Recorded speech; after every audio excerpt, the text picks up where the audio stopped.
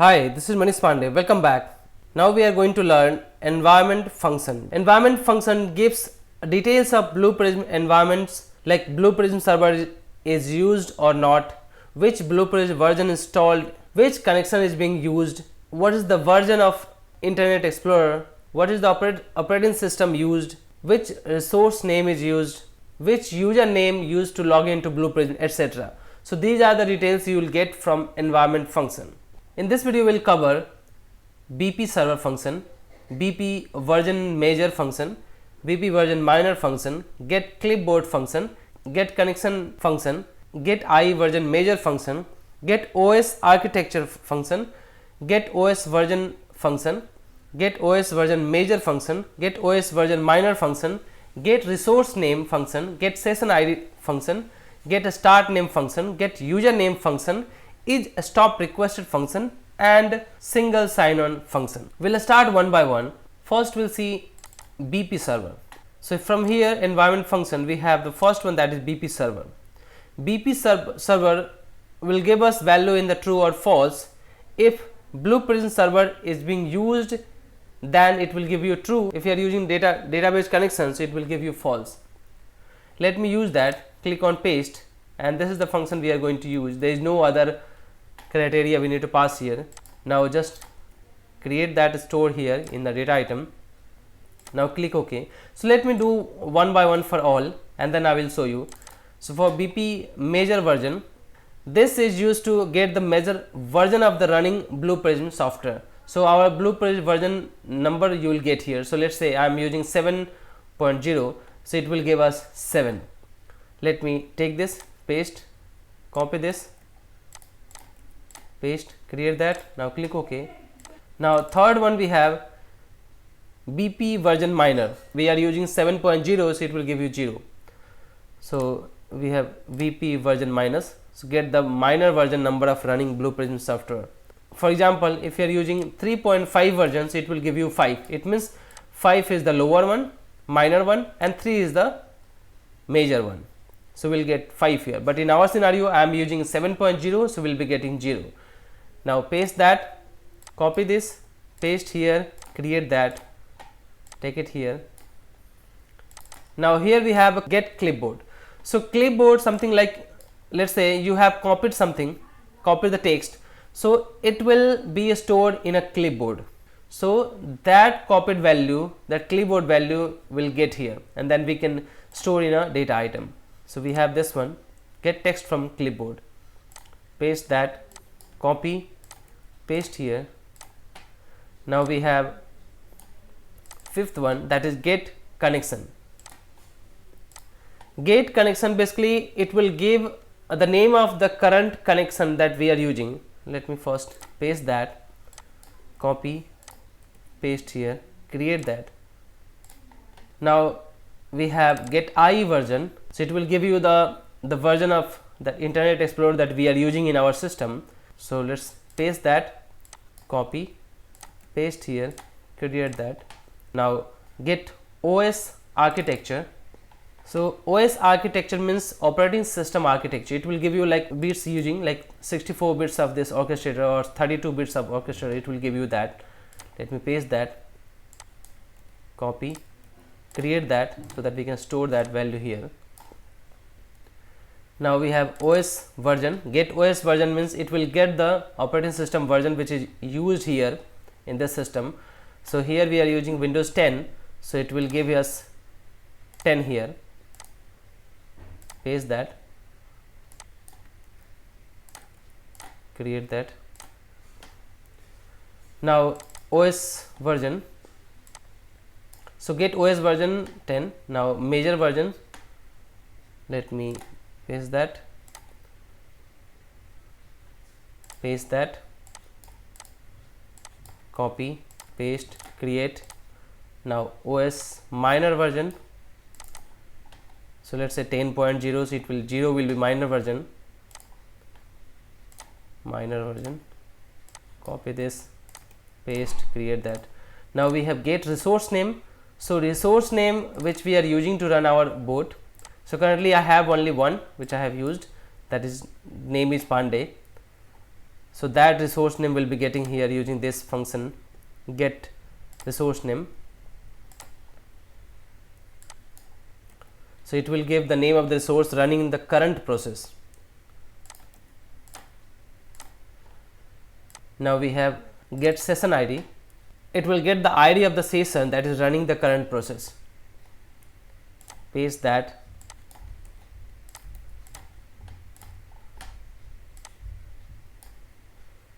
Now we have GetStartTime.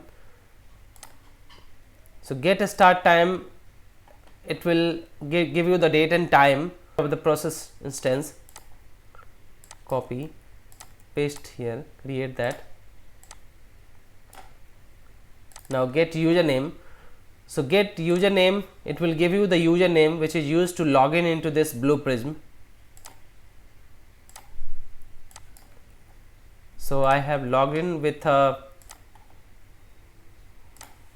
username Blue Prism RPA. So here we will be getting that Blue Prism RPA, and then we have IsStopRequested. So IsStopRequested is used to take that stop requested or not.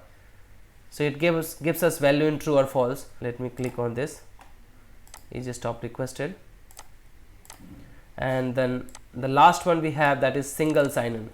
So this SingleSignOn will check that we have used single sign-on to log in into Blue Prism or not. If we have used single sign-on, so it will give us true. If not, so it will give you false. So yes, I am using the Blue Prism authentication, the normal one. So here I will be getting false. Let me right click, set next stage. Okay, so now you can see one by one. Here BPServer, in this one we are getting false because we are not using BPServer, we are using database. I can show you from here. So you can see here down, I have used connection as a SQL Server Windows authentication, right? Now in the BPVersionMajor, so I am using 7.0, so that's why I am getting 7 here in the BP Blue Prism version, and here in the minor I am getting 0 because I am using 7.0. So 0 is the minor one. And if you see here in the GetClipboard, I am using a value that is single sign-on because last time I created this one and I copied this one here and pasted here just to create this data item. So that's why last time I copied this value, and that's why I am getting single sign-on in the clipboard. In the GetConnection, as I shown you that I am using connection as a SQL Server Windows authentication. You can see it from here. I am using this SQL Server Windows authentication. So that's why this GetConnection will give you that connection name. GetIEVersion. So I am using IEVersion as a 11 version, and the OS version that I am using, this is Windows 10, and the minor one 0 because I am using 10. Now the resource name that I use to run this process, that is the debug one. We have two types of resources. One, that is the main that we used to run directly from the control, so that is only Panday, that resource. But if you are running in the debug mode, so our resource name will be Panday_debug. Here we have the session ID, so current session ID.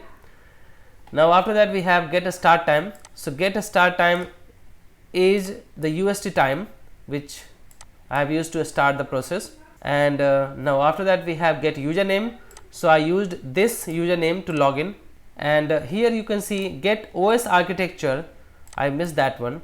So in that my OS architecture is 64 bits. I am using Windows 10 with 64 bits, and IsStopRequested. So we are getting false because we are not using stop requested option here, because that we can only use from our control room. Once we'll directly run that, and then if we'll request to stop, then we can get here option as a true. I can show you that here now.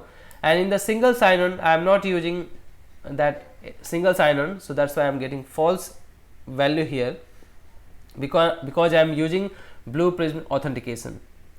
Now this one I am going to show you in detail. Let me close this one. So I have this Centrix Data Solutions, and I can show you this that IsStopRequested. So here I have the complete process, and before getting next item and processing any data, I have taken here one decision stage to check that stop requested or not, and in this I have used this function IsStopRequested, which is this one, IsStopRequested, which will check if a safe stop has been requested in this current session or not. So it will give us true or false. If requested, so we'll get yes, true. So if true, so in this way it will close the Centrix application, it will acquire the output lock, like get the token number, write the data, release that lock, and then end. If not, so it will get the next item and process that. So I'm going to show you this one. I'm going to run it directly from control room, and then I can show you how to stop that one. Let me drag and drop here, and now select that and start the selector session. Now it will run this process. Now process has been started. You can see here the Centrix data solutions application has been launched. Now after processing one item, I will request stop. Okay, now right click that and click on request stop. So there are two stop, immediate stop and request stop. So immediate stop will stop the process immediately, but the request stop will request the stop to stop the process smoothly. So what will happen in this case? It will first complete the rest of the steps, and then once it will reach to that step where we have used that function like IsStopRequested, so once it will reach to that, so it will have a value true, and then it will go and close that Centrix data solutions, and after that it will close your process. So you can see here now, now if you see the log, you can see first time it has processed that. Now after that, so first time stop requested false, so it reached to the next step, get next item, got item yes. Now after processing one item, we requested for stop, so here we have value true. So by this way we can use that IsStopRequested function. So these are the Blue Prism environment functions.